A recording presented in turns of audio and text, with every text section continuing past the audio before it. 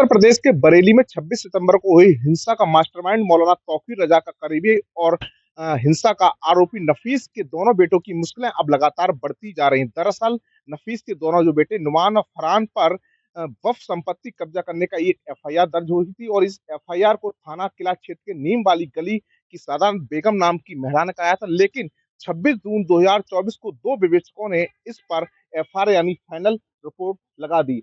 साफ तौर पर यह दर्शाया गया है कि जो एफआईआर दर्ज हुई थी उसमें सबूत नहीं थे, इसी आधार पर एफआईआर दर्ज की। लेकिन हिंसा के बाद लगातार कार्रवाई की जा रही। नफीस और उसका बेटा नुमान जेल में है। इस पे भी ये भी आरोप है कि हिंसा में ये लोग शामिल थे। लेकिन बरेली के एसएसपी अनुराग आर्या ने अब इस विवेचना की दोबारा से पुनर्विवेचना की शुरुआत कर दी है और बरेली के सीओ फर्स्ट को लिए जांच दी है कि इसकी दोबारा विवेचना की जाए। अरे श्रीमती जी, कुछ तो सस्ता लो, बचत करो। नहीं श्रीमान जी, सब बढ़िया लो, रहने दीजिए। इसमें क्या खास बात है? थोड़े में ज्यादा स्वाद, यही तो है इसकी खास बात। वाओ मामा, क्या स्वाद है। अरे मेरे राजा,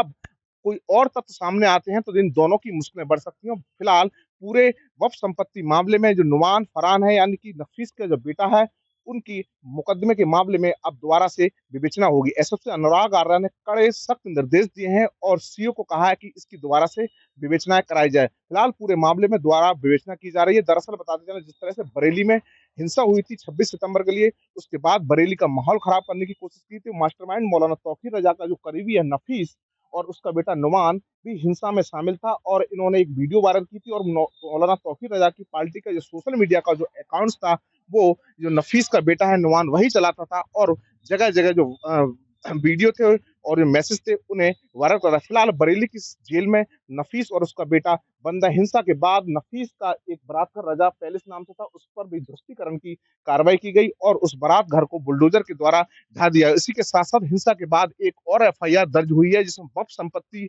पर कब्जा किए और उसकी गलत डीड बनाने के मामले में भी और एफआईआर दर्ज हुई। तो कहीं ना कहीं जिस तरह से बरेली में हिंसा हुई उसके बाद मौलाना तौकीर रजा के जितने करीबी हैं और उसे सहयोग करने वाले हैं, उन पर पुलिस लगातार शिकंजा कस रही। तो जिस तरह से विवेचना की जो एसएसपी अनुराग आर्या ने आदेश दिए हैं, उसके बाद हड़कंप मचा हुआ। तो कहीं ना कहीं हिंसा के बाद अब कड़ी से कड़ी जोड़ी जा रही है और जो आरोपी हैं उन पर सख्त कार्रवाई की जा रही है। अब देखने वाली बात यह होगी कि जो विवेचना में चार्जशीट ना कोर्ट में भेजने के बावजूद और जो एक तरह से एफआईआर लगाई थी उस पर अगर कोई और सबूत मिलते हैं तो अगर चार्जशीट की जाती है तो जो दोनों विवेचक हैं कैलाश और सुहास, उन पर भी बरेली के एसएसपी अनुराग आर्या गाज गिरा सकते हैं। तो कह सकते हैं कि अब भी विवेचना होगी और मामला और भी दोबारा से उजागर होगा। मनवीर सिंह, टीवी9 भारतवर्ष, बरेली।